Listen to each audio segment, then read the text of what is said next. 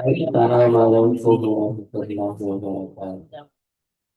Innal hamdalillah nahmaduhu wa nasta'inuhu wa nastaghfiruh wa na'udzu billahi min shururi anfusina wa min sayyiati a'malina.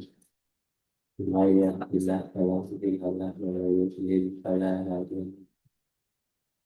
Asyhadu an la ilaha illallah wahdahu la syarika lahu wa asyhadu anna Muhammadan abduhu wa rasuluh.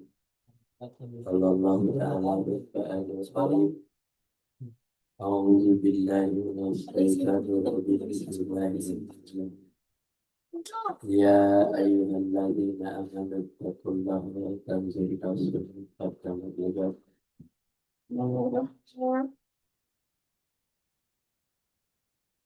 الله عليم خبير قال الله تعالى أيضا Pacaran kalau di hati إنا أنزلنا الكتاب وكانوا فيها هدى ونورا يحكم بها نبينا الذين أسلموا للذين هادوا Apa sih ini Ahmad? والرهبان Apa sih ini? والأحبار أستغفروا من كتاب الله وكانوا عليه شهداء فلا تخشوا الناس واخشوا ولا aja pintunya nah. تشتروا بآياتي ثمنا قليلا ومن لم يحكم بما أنزل الله فأولئك هم الخاسرون. Isya baca pertama. Alhamdulillah kita aturkan kehadirat Allah Subhanahu wa taala. Alhamdulillah kita aturkan kehadirat Allah. Kalau bukan di baju Taala. semua bahasa. Itu gue lagi mens, kalau gue sholat nggak sih. Mudah-mudahan Tapi nggak bisa dengan dibaca. hidayah dan petunjuk dan selalu kita mohonkan kepada Allah dan menjadi orang-orang yang beriman dan bertakwa. Kanan dua tuh. Dan kepada Nabi Muhammad Sallallahu Alaihi Wasallam serta kita mengucapkan salawat dan salam setelah membimbing, memberikan, mengingatkan kepada umatnya agar dia tidak tersesat pada jalan yang salah, maka diberikan kata yaitu kitabullah dan sunnah Rasul. Inilah sebagai pedoman hidup kita untuk mencapai tempuh akhirat yang dijadikan oleh Allah Subhanahu. Dan untuk itu mari kita baca apa yang baca dulu. Kanan. Kanan. Kanan.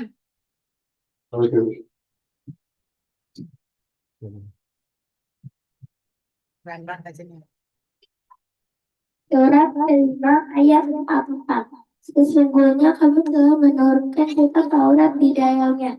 Ada petunjuk dan cahaya yang menerangi yang dengan kitab itu diputuskan perkara orang-orang Yahudi oleh nabi-nabi yang menyerah diri kepada Allah oleh orang-orang alim mereka dan pendeta mereka disembah. Bahkan mereka diperintahkan memelihara kitab Allah dan mereka menjadi saksi terhadapnya. Karena itu janganlah kamu takut kepada manusia, tapi takutlah kepadaku dan jangan kamu menukar ayat-ayatku dengan harga yang sedikit. Barang siapa yang tidak menurut apa yang diturunkan Allah, maka mereka itu adalah orang-orang yang kafir. Demikianlah yang dibacakan oleh Dr. Hanam bersama Ibu Profesor.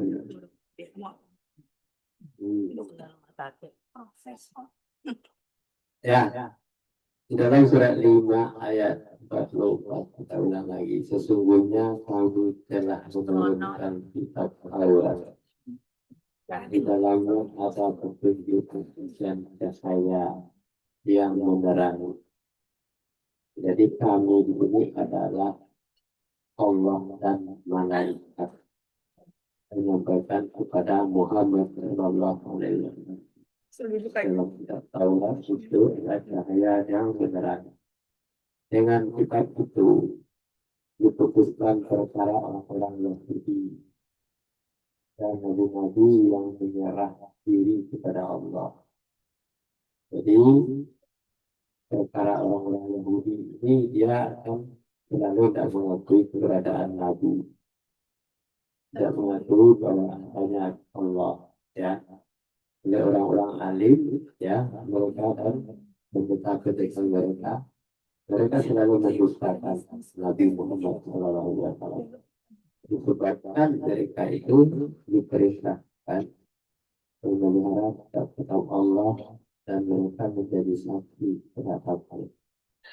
Jadi karena itu janganlah kamu takut kepada manusia.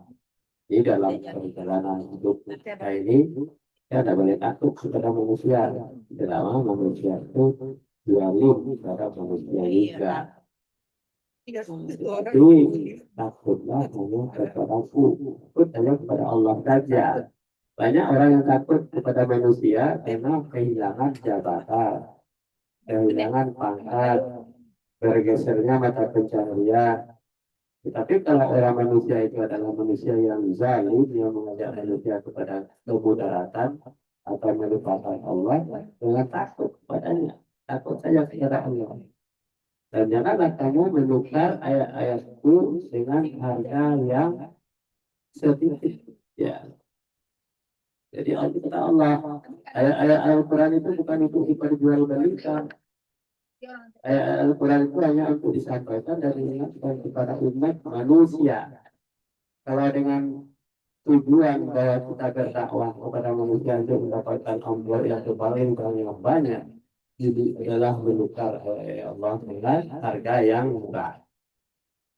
Barang siapa yang memutuskan menurut apa yang diturunkan Allah, maka mereka itu adalah orang-orang yang kafir. Jadi barang siapa yang berpegang teguh kepada menjual-belikan Al-Quran, meninggalkan perintah dari kalangan Allah yang ada dalam Al-Quran itu, dia adalah termasuk orang-orang kafir, walaupun dia berada di dalam Islam.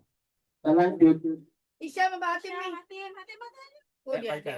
Wih di Calistung. Dokter Calistung.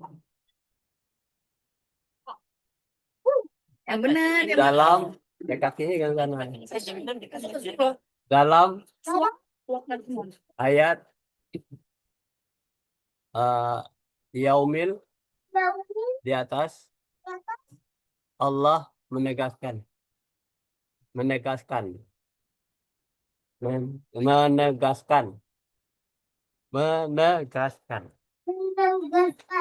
memutuskan hukum dengan selain Allah adalah kekufuran kecil, tidak mengeluarkan dari agama. Kekufuran besar mengeluarkan dari agama. Hal itu sesuai dengan keadaan sang hakim memutuskan hukum dengan apa yang diturunkan Allah kepada, dan tidak wajib memilih dalam hal hukum atau melecehkan hukum-hukum Allah, tidak sesuai dengan zaman sekarang. Nah, demikianlah pembacaan yang disampaikan oleh Dokter Hisam. Wah, Dia jadi lagi dokter ya juara 2. iya iya dia bilang ke dokter nanti kita sama Ya, ayat yaumun di atas Allah menegaskan memutuskan hukum dengan selain Allah adalah kekufuran. Jadi kita memutuskan hukum itu bukan hukum manusia, tapi hukum Allah. Kalau memutuskan perkara, kekufuran kecil tidak mengeluarkan dari agama. Jadi kufur kecil itu tidak keluar dari agama. Kalau agama apa saja agama Islam ya. Kekufuran besar mengeluarkan dari agama. Kekufuran besar keluar dari agama itu apa? Seperti apa? Memperserikatkan Allah, mempersekutukan Allah, tidak percaya kepada Nabi itu kekufuran besar. Hal itu sesuai dengan keadaan sang hakim. Nah, tergantung hakimnya. Kalau hakimnya zalim, hakimnya tidak tahu hukum, mungkin diputuskan secara zalim, secara tidak hukuman Allah. Berarti hukum yang dilakukan adalah kekufuran orang kafir. Memutuskan hukum dengan apa yang diturunkan Allah, ya, tidak wajib memilih dalam hal hukum atau melecehkan hukum Allah. Tidak sesuai dengan zaman sekarang. Jadi hukum itu tidak jangan dianggap bahwa Al-Quran itu tidak sesuai lagi dengan zaman. Seperti Ade Armando. Ade Armando punya keyakinan bahwa Al-Quran itu sudah ketinggalan zaman. Jadi hukum yang berlaku sekarang hukum sekarang. Inilah manusia yang kafir yang dibicarakan oleh Allah. Jadi hukum Islam, hukum Allah, apapun perkara yang ada dalam kehidupan manusia, tidak seperti pemikiran Ade Armando yang menganggap dirinya adalah doktor komunikasi, ya dosen. Dia mengatakan bahwa Al-Quran itu adalah sudah ketinggalan zaman, tidak berlaku lagi untuk hukum manusia. Ini sesuatu pemahaman yang keliru, karena dia adalah kafir. Lanjut,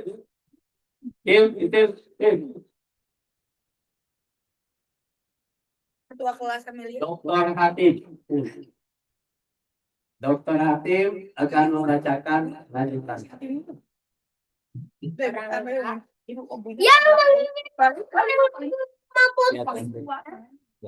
Ia memutuskan berdasarkan selain apa yang diturunkan Allah agar disenangi orang-orang kafir dan orang-orang munafik, maka ini kekufuran besar.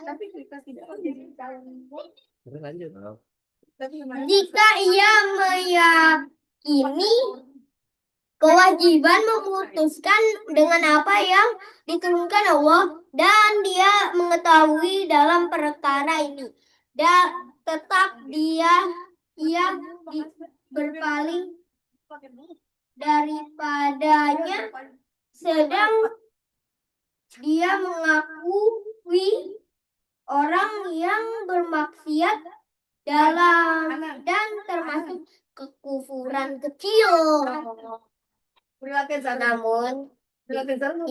Benar, makanya di bawah. jika dia tidak mengetahui hukum Allah dalam perkara tersebut, padahal dia sudah Berjihad. berijtihad Berijtihad.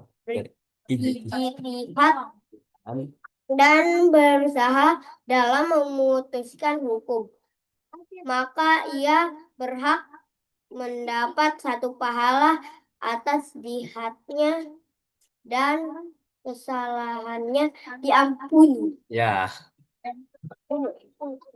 demikianlah penjelasan dari Dokter Hatim. Ya, sebentar lagi dia akan jadi dokter dan juara terus ya dalam pertandingan apapun. Dia menginginkan dengan memutuskan berdasarkan selain apa yang diturunkan Allah, ini adalah keinginan nafsu ya. Yang menginginkan kalau cara yang mutus ini, mutuskan hukuman seperti ini kita tidak ada untungnya. Kafir kan agar disenangi oleh orang-orang kafir. Jadi orang kafir itu senang kepada aturan yang diinginkan oleh keinginannya, oleh hawa nafsunya. Dan orang-orang munafik dia senang. Maka inilah kebetulan yang besar.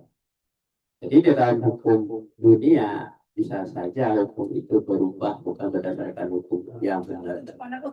Ya, tergantung termasuk sekarang pertarungan antara Roy Suryo, Dr. Tipa dengan pembela-pembela Jokowi Hermol masalah ijazah asli atau palsu ya.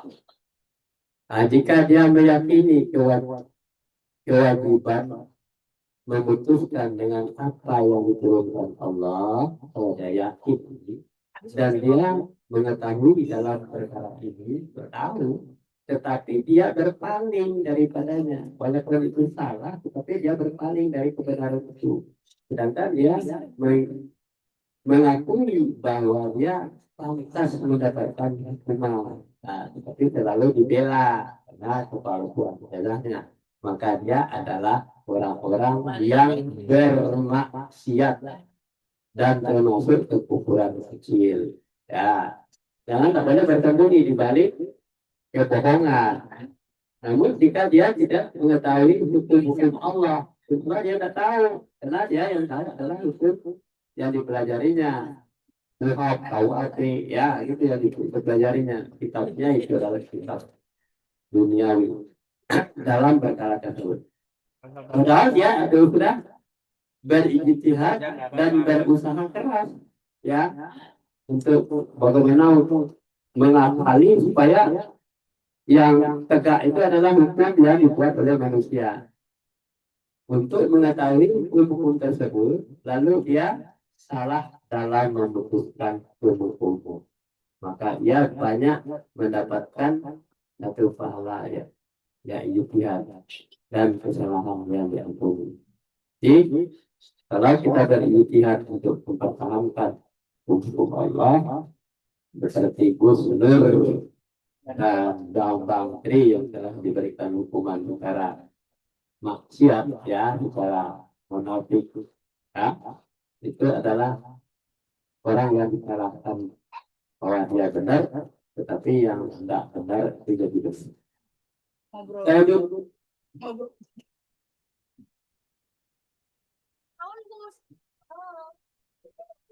Jika memutuskan hukum sifatnya kaustik sesuai dengan kasus tertentu, akan tetapi dalam persoalan hukum yang sifatnya umum, maka persoalannya berbeda. Syekhul Islam Ibnu Taimiyah berkata, jika seorang hakim memutuskan hukum yang sifatnya umum dan menyangkut din kaum muslimin, lalu dia menjadikan hak menjadi yang batil menjadi hak, yang sunnah menjadi bid'ah, yang ma'ruf menjadi mungkar, yang mungkar menjadi ma'ruf, melarang apa yang diperintahkan Allah dan Rasulnya, serta memerintahkan apa yang dilarang Allah dan Rasulnya, maka ini hanya jenis yang lain, yang hanya Allah, Rabb semesta alam, yang menghakiminya. Sesembahan segenap Rasul, penguasa di hari pembalasan, dan baginya lah segala puji di dunia maupun akhirat. Ini penjelasan ya. Jika memutuskan hukum sifatnya Kanan, panggilan pada kasuistik, kasus sesuai dengan kasus tertentu. Apa itu kasuistik? Adalah masalah ijazah asli atau palsu yang digunakan oleh Joko Widodo untuk mendapatkan jabatan presiden. Ya, kasus. Akan tetapi dalam persoalan hukum yang sifatnya umum, maka persoalannya berbeda. Jadi, Syekhul Islam Ibnu Taimiyah berkata, jika seorang hakim memutuskan hukum yang sifatnya umum, hakim mengucapkan umum dan menyangkut dalam kaum muslimin. Nah, jadi kasus umum ya, kasus umum yang dilakukan oleh hakim terhadap Bambang Tri dan Gus Nur. telah diputuskan secara umum bahwa si Gus Nur adalah bersalah, Bang Bantri bersalah karena tidak ditemukan datanya dan umum. Maka dia sudah menjalani hukuman sampai 4 tahun. Lalu dia menjadikan hak menjadi yang batil. Jadi yang batil jadi hak. Kan kasus umum. Yang batil menjadi hak. Ya kan? Yang sunnah sebagai bid'ah, yang ma'ruf sebagai mungkar. Nah, yang baik itu harus jadi mungkar. Dan yang mungkar sebagai batil. Batil itu batal. Ya, batil itu artinya tidak sah, tidak tidak sesuai dengan hukum-hukum Allah, ya kan? Ma'ruf itu baik. Jadi kalau yang batil itu sama dengan bid'ah itu batil. Ya, Singkong. ya, mungkar itu batil. Daun singkong. Mungkar sebagai ma'ruf, ya, dibalik-balik itu. Yang diperintahkan Allah dan Rasulnya serta memerintahkan apa yang dilarang Allah, dan Rasulnya, maka ini adalah jenis lain yang hanya Allah Rabb semesta alam yang menghakiminya. Nanti Allah yang menghakiminya. Hakim itu akan dihakimi oleh Allah Subhanahu wa taala kalau yang cara dia memutuskan perkara itu. Nah, sesembahan segenap Rasul penguasa dari pembalasan. Nah, dan baginya lah segala puji dan dunia dan akhirat. Siapa yang menguasai dunia dan akhirat adalah Allah, bukan manusia. Ya, jadi kita menegakkan hukum itu adalah hukum berdasarkan yang disampaikan oleh Allah dalam Al-Quran, Kitabullah dan Sunnah Rasul. Kalau kita beribadah berdasarkan Sunnah Rasul, kalau tidak sesuai dengan Sunnah, hukumnya haram dan batal semua, batil semua pekerjaan yang dianggap baik. Lanjut. Atim. Aku.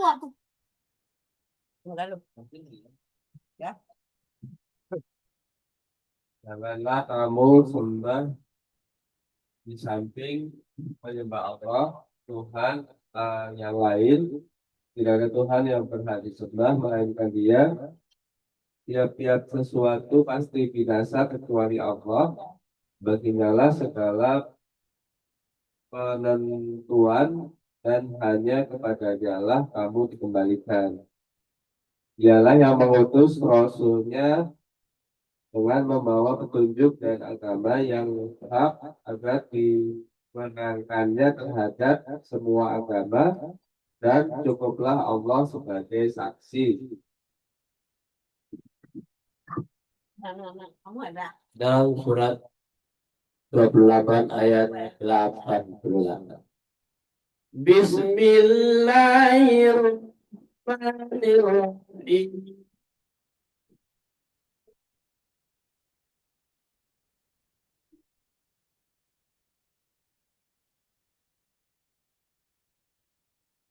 Kita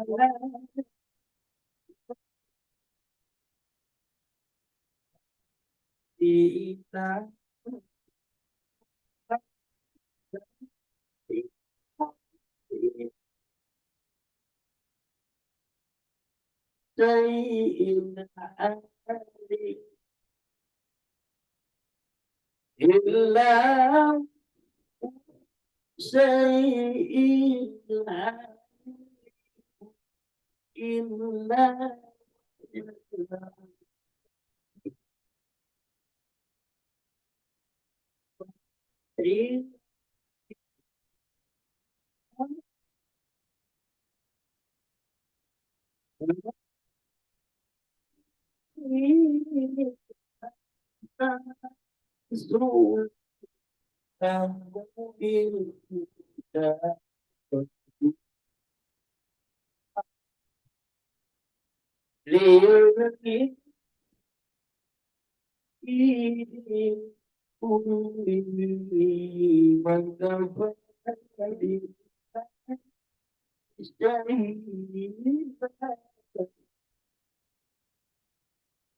Janganlah kamu sembah di samping menyembah Allah. Tidak boleh.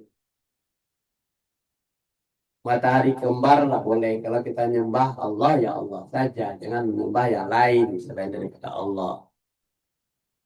Tuhan apapun selain, tidak ada Tuhan yang berhak disembah melainkan Dia. Jadi kalau kita menyembah Allah, jangan pakai perantara. Tidak boleh berdasarkan keinginan kehidupan budaya bangsa Indonesia, misalnya menyembah budaya. Jadi cara nenek moyang saya ini turun temurun caranya, bukan, itu berarti menyembah budaya. Tiap-tiap sesuatu pasti binasa. Jadi ingatlah, kalau kita melakukan sesuatu sembahan selain daripada Allah pasti binasa. Yang kita sembah itu akan binasa juga. Menyembah kepada pohon binasa, menyembah kepada angin, menyembah kepada api juga dan binasa juga, ya. Kecuali hanya Allah. Baginya lah segala penentuan. Allah yang menentukan segala sesuatu. Jangan sampai percaya kepada ruh. Ini roh nenek moyang kita dulu. Jangan percaya kepada setan seperti yang ditonton oleh Bang Ca, gitu ya. Tonton sahur itu tidak boleh. Itu hanyalah sembahan-sembahan budaya. Hanya kepadanya lah kamu dikembalikan. Kepada siapa dikembalikan? Kepada Allah. Dialah yang memutuskan, dialah yang mengutus Rasul. Siapa yang mengutus Rasul? Allah. Dan membawa petunjuk dan agama yang hak agar dimenangkannya terhadap semua agama. Jadi kalau banyak agama berjamur, menjamur di Indonesia, yang hak itu akan dimenangkan. Itu agama Islam yang diridai oleh Allah. Dan cukup Allah sebagai saksi. Perlu orang lain, ya. Kita lanjut.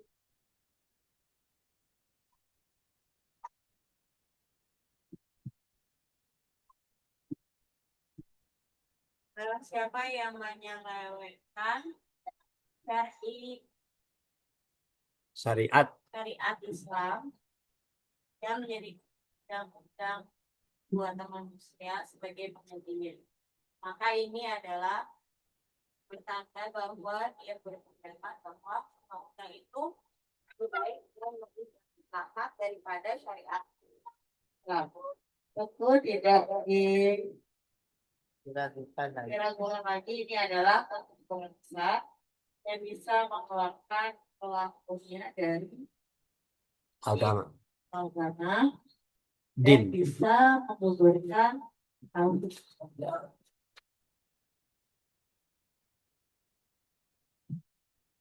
Nah, ini adalah sebuah peringatan kepada orang yang beragama Islam, ya. Barang siapa yang menyelewengkan syariat Islam, jadi syariat Islam tidak sesuai dengan Al-Quran dan Sunnah Nabi, menyelewengkannya dan menjadikan undang-undang buatan manusia sebagai penggantinya, maka ini adalah bertanda bahwa dia itu berpendapat bahwa undang-undang itu lebih baik dari dan lebih maksiat daripada syariat Islam. Nah, jadi menganggap bahwa undang-undang yang dibuatkan, yang diciptakan oleh anggota dewan untuk memenjarakan orang, untuk menuduh orang segalanya, menganggap meredam suatu kejahatan, dianggap kejahatan, bahwa orang demo dianggapnya adalah suatu kejahatan, suatu maksiat, dibuat undang-undangnya. Nah, maka undang-undang ITE misalnya, ucapan-ucapan manusia dianggap melanggar undang-undang, padahal dia adalah menyampaikan, menyuarakan kebenaran. Maka itu diingatkan, tentu dia tidak diragukan lagi. Ini adalah kekufuran besar yang bisa mengeluarkan pelakunya dari din agama yang bisa menggugurkan tauhid.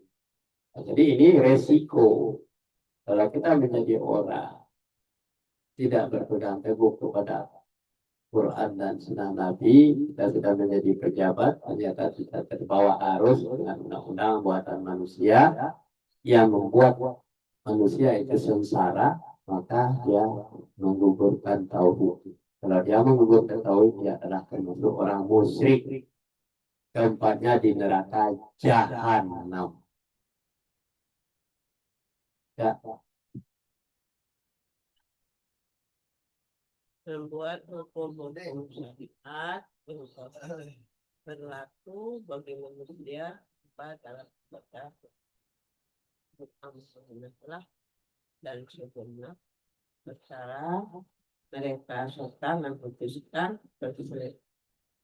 persengketaan dari menyelesaikan perseteruan di antara mereka adalah hak Allah semata. Allah segenap manusia dan pencipta segala makhluk. mengaku memiliki hak membuat syariat. Jadi bahaya. Bahwa syariat itu hanya datangnya dari Allah. Al-Quran itu Allah yang punya. Undang-undang masalah-masalah hidup di dunia adalah mengaku bahwa ini adalah paling benar. Ya. Mengalahkan dan mengharamkan membuat hukum-hukum syariat ya yang berlaku bagi semua hamba dalam ibadah. Dengan mengaku-ngaku bahwa ini adalah benar, ini pendapat ulama, ini pendapat majelis ulama, bahwa kita boleh melakukan sesuatu ikut di bursa efek dari infak dari masjid Istiqlal. Ya, bahwa yang pertama sekali adalah yang masuk ke bursa efek adalah orang dari impak manusia yang dari Masjid Istiqlal. Ini adalah satu menyalahi ini hukum-hukum yang sudah keluar dari hukum-hukum Allah. Infak dan sedekah itu yang kita lihat adalah seperti di Masjid Joko apa namanya yang di Jogja itu. Ya, semua impak-impak itu dihabiskan semuanya, bukan seperti Masjid Istiqlal gitu loh. Jokorian, ya Jokorian. Masjid Jokorian di Jogja itu boleh menjadikan sebuah rujukan bahwa seperti itulah. Tidak boleh orang masjid itu menanamkan saham di bursa efek seperti Masjid Jokorian di Jogja itulah yang akan dicontoh, bukan Masjid Istiqlal. Nah, yang digaungkan oleh Menteri Agama Nazaruddin Umar. Ini adalah orang yang sudah keluar dari hukum-hukum Allah dan muamalah dan segenap perkara mereka, serta memutuskan persengketaan dan menyelesaikan perseteruan di antara mereka adalah hak Allah semata.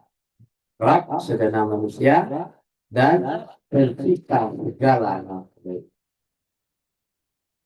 Ya, ini adalah dilema adalah menghadapi masalah hukum yang dilakukan oleh Allah. Oh, syariat Islam itu Lap kepalanya dinullah agama yang diatur dalam kitabullah dan sunnah.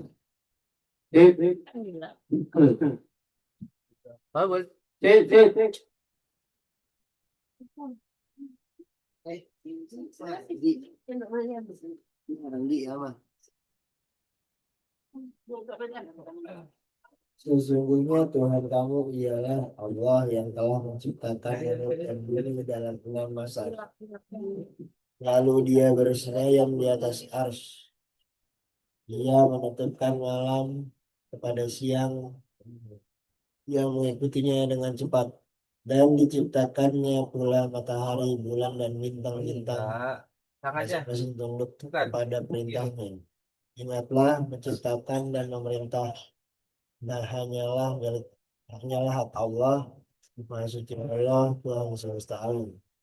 Bersemayam di atas ars ialah salah satu sifat Allah yang masih kita imani sesuai dengan kebesaran Allah dan kesuciannya.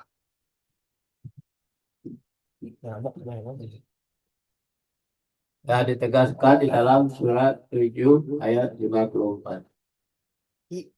Bismillahirrahmanirrahim.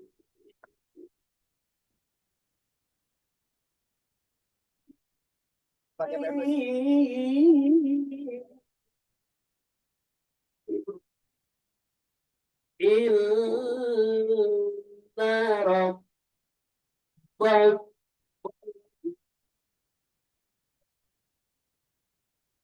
di qalam di sifatil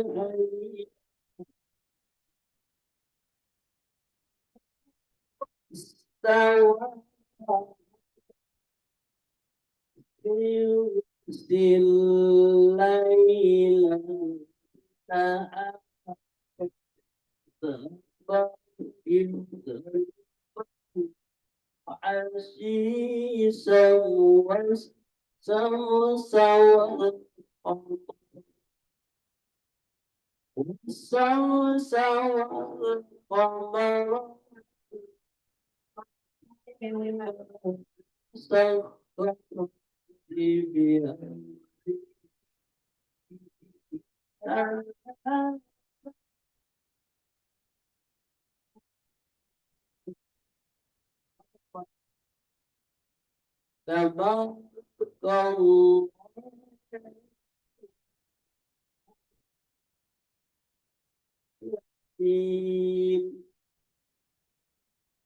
Sesungguhnya Tuhan kamu, tunjukkan Tuhan kamu itu Tuhan kita. Sekali lagi mendengar dan membaca Al-Quran itu ialah Allah. Allah itu siapa? Yang telah menciptakan langit dan bumi dalam 6 masa. Itu Tuhan Allah itu. Lalu dia bersemayam di atas ars. Dia bersemayam di atas ars, memperhatikan ciptaannya. Dia menutupkan malam kepada siang. Manusia tidak bisa, hari ini kita mau malam aja. Jam 10 kita mau malam, tidak bisa. Yang menutupkan malam dan siang itu adalah Allah. Yang mengikutinya dengan cepat dalam waktu singkat-singkatnya. Dan diciptakannya lah pula matahari, bulan, bintang-bintang masing-masing tunduk kepada perintahnya. Jadi matahari itu perjalanannya, beredarnya, di mana kelihatannya kalau bulan malam siang hari, malam hari, di matahari siang hari, beredarnya bintang-bintang malam hari kelihatan kita tunduk. Ingatlah, yang menciptakan dan memerintahkan hanyalah Allah. Jadi manusia tidak kuasa, tidak punya pengetahuan tentang itu. Maha suci Allah semesta alam. Bersemayam di atas aras ialah satu sifat Allah yang wajib kita imani. Kita harus yakin itu bahwa semua makhluk yang di alam semesta ini adalah yang atur itu adalah kita yakin, kita beriman yang sesuai dengan kebesaran Allah dan kesuciannya. Mudah-mudahan kajian kita pagi ini mendapatkan hidayah dan petunjuk dari Allah Subhanahu wa taala, dan kita tetap istiqomah menjadi manusia yang beriman dan bertakwa seperti iman dan takwanya para nabi, para sahabat dan orang saleh oleh Allah untuk menjadi hambanya. Wabillahi taufik wal hidayah. Assalamualaikum warahmatullahi wabarakatuh. Emma.